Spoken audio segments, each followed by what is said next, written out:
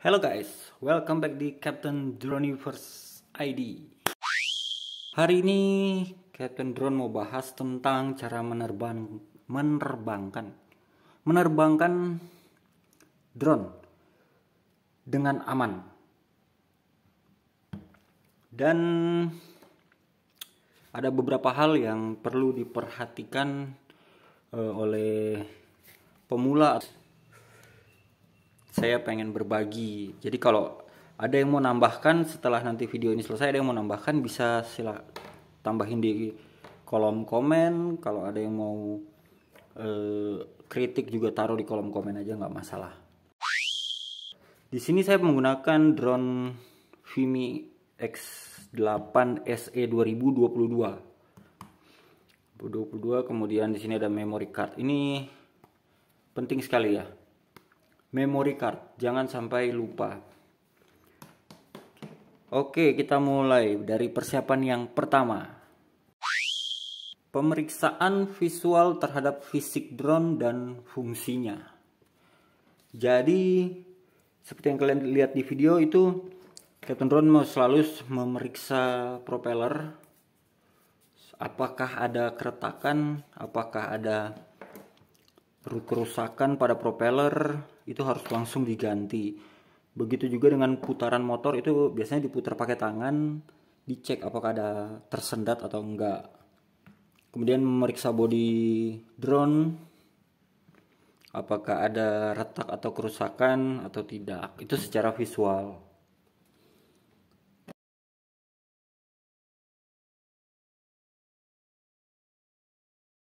Kemudian nomor 2-nya ya jangan lupa kalian colok dulu memory cardnya. Memory card itu penting. Colok dulu memory card. Kemudian hidupkan remote dan drone-nya.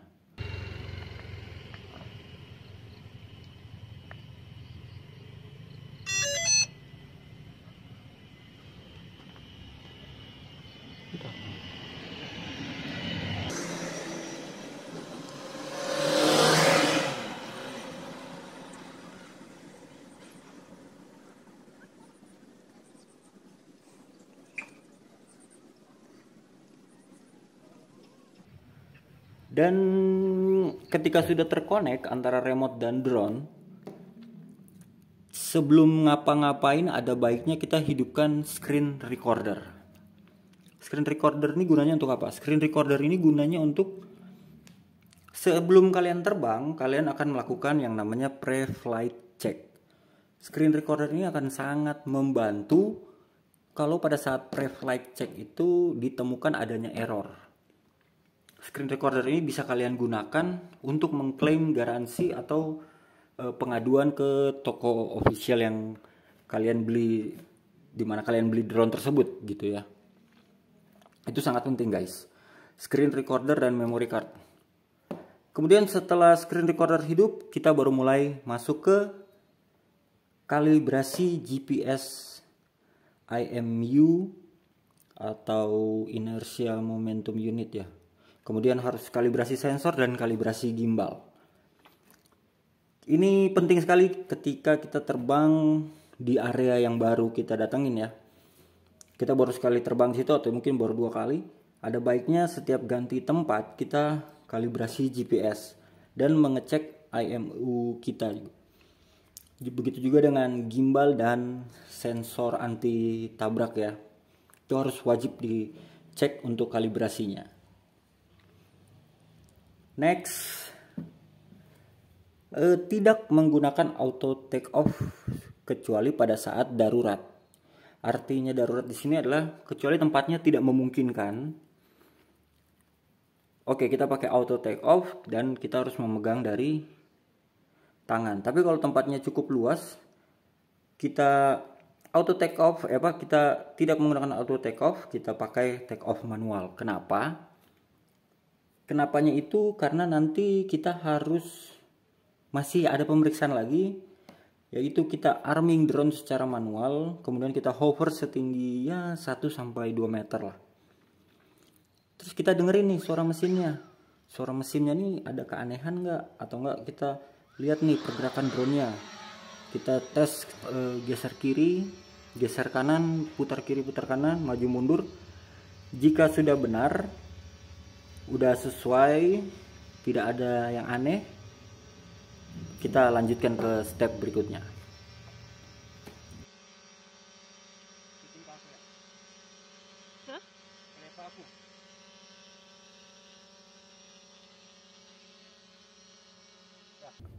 Step berikutnya adalah saat kita take off, ini penting guys. Saat kita take off, gini kan, ini ke atas ya, ke atas nih.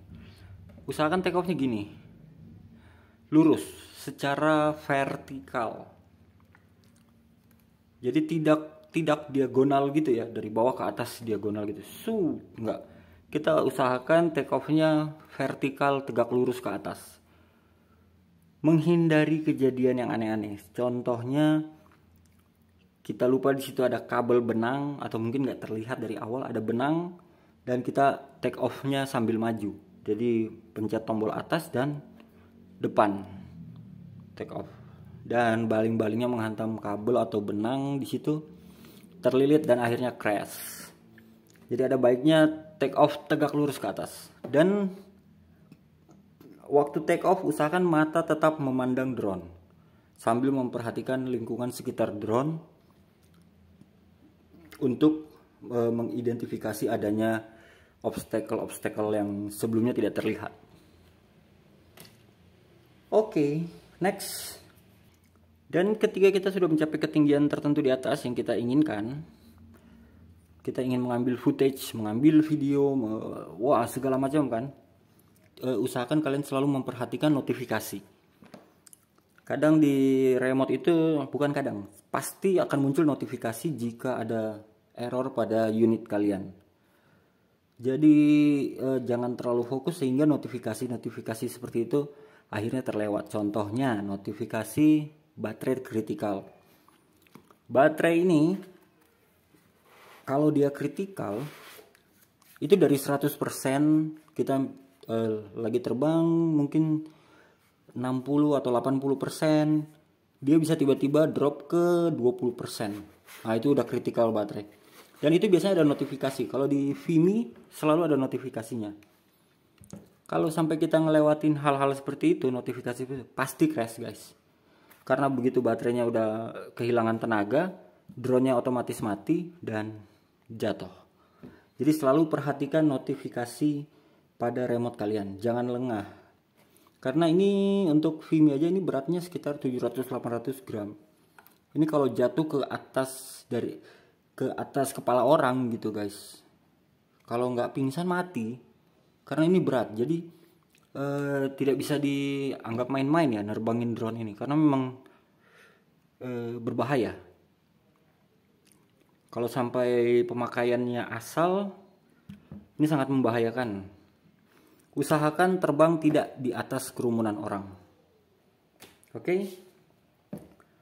Dan untuk penggunaan baterai, saran saya nih, saya selalu menggunakan baterai tidak lebih rendah dari 35%. 40% saya sudah setting di Vimy remote. Begitu baterai menyentuh 40%, dia akan keluar notifikasi. Dan itu berarti saya harus segera pulang. Jadi 40% itu dalam jalan pulang tuh.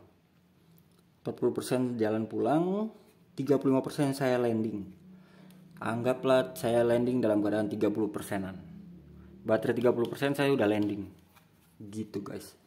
Itu demi kesehatan baterainya. Jadi baterainya awet. Dan landingnya juga itu selalu saya tangkap tangan. Kalaupun tidak saya tangkap tangan, saya akan cari ruang yang terbuka, kemudian landingnya vertikal, bukan diagonal, menurun ke depan gitu, atau menurun ke belakang, menurun ke depan. Enggak, saya selalu vertikal landingnya. Mungkin dari ketinggian 100 meter, oke 100 meter, tapi tepat di atas tempat saya landing, saya akan turun vertikal. Dan selama dia turun, mata saya itu menatap drone, menatap area sekitar drone. Saya pastikan aman sambil memencet ke bawah supaya drone-nya turun vertikal. Kira-kira begitu guys. Dan yang terakhir adalah, oh bukan, dua yang terakhir nih. Saat mendarat usahakan drone itu menghadap searah kita. Jadi misalkan kita menghadap ke sana, drone juga menghadap ke sana. Kita menghadap ke kiri, drone-nya menghadap kiri. Kita menghadap kanan, drone-nya menghadap kanan. Kita menghadap gini berarti kita dari sebelah sana menghadap ke sini. Drone-nya gini. Begitu untuk mencegah yang namanya disorientasi arah. Oke. Mungkin rada panjang ya. Bang, pre-flight lu rada panjang juga ya. Pre-flight yang tadi, kalau ini namanya flight inspection. Jadi setelah lagi sementara terbang, kita harus ngapain supaya aman. Kalau pre-flight saya biasanya habisnya itu baterai 100%, start 99. Dengan pre-flight yang tadi saya coba, minimal itu saya take off itu di 93 atau 92% baterai. Karena ketika saya terbang, saya tahu harus ngapain. Saya sudah punya tujuan waktu dalam penerbangan. Saya tidak akan keluar dari tujuan penerbangan saya. Jadi saya take off dalam keadaan baterai 92% pun tidak ada masalah buat saya. Karena saya tahu baterainya cukup untuk tujuan saya. Entah itu untuk mapping, hyperlapse, timelapse, atau video mungkin. Ya, saya tahu dia akan cukup gitu. 92% cukup sampai selesai misinya ya. Ketimbang saya tidak melakukan pre-flight baterai 99%, saya tidak melakukan pre-flight dan sialnya saat itu mungkin ada error, dia jatuh. Saya lebih rugi. Lebih baik saya rugi 8% tapi penerbangan saya dipastikan aman. Kalaupun tidak aman akan batal di awal kan, karena sudah melalui pre-flight. Kira-kira seperti itu guys. Jadi saya menukar 8% dengan unsur safety melalui pre-flight check. Oke, dan yang terakhir nih, terakhir banget, tidak melakukan terbang malam. Jangan pernah melakukan terbang malam guys. Itu berbahaya. Berbahayanya kenapa? Satu, kita nggak bisa lihat apa-apa. Di kamera drone pun kita nggak bisa lihat apa-apa karena gelap. Terbang di perkotaan kan bisa bang. Bisa, tapi bisa saja kalian di situ nabrak kabel lampu jalanan, gak ada yang tahu. Bisa nabrak ranting, gak ada yang tahu. So kalaupun ia harus terbang malam, terbang di lokasi yang benar-benar kalian hafal banget lah. Udah sering survei ke situ, udah hafal daerah situ seperti apa, silakan terbang malam. Risiko ditanggung sendiri dan ketinggian tidak boleh lebih dari standar yang sudah ditetapkan, yaitu 120 meter. Tapi saya jarang sekali terbang di ketinggian 120 meter. Maksimal itu 100 meter. Karena kalau terbang di ketinggian segitu pun fotonya itu foto landscape jadinya, bukan subjek yang ingin difoto, jadi nggak kelihatan gitu. Karena terlalu tinggi ya. Ya kira-kira gitu aja guys. Sharing saya tentang cara menerbangkan drone yang aman untuk pemula seperti kita ini gitu. Jangan lupa selalu SD card, propeller, dan ini kabel konektor ke handphone. Tadi saya waktu mau terbang aja ini hampir ketinggalan. Ini selalu cek sebelum penerbangan. Oke, itu aja dari saya. Mohon maaf kalau ada salah kata. Kalian bertanggung jawablah untuk keselamatan orang-orang sekitar tempat kita terbang. Hati-hati selalu. Dan jangan lupa like dan subscribe. Oke, Captain Drone undur diri. Safe flight dan see you in the next video. Ciao.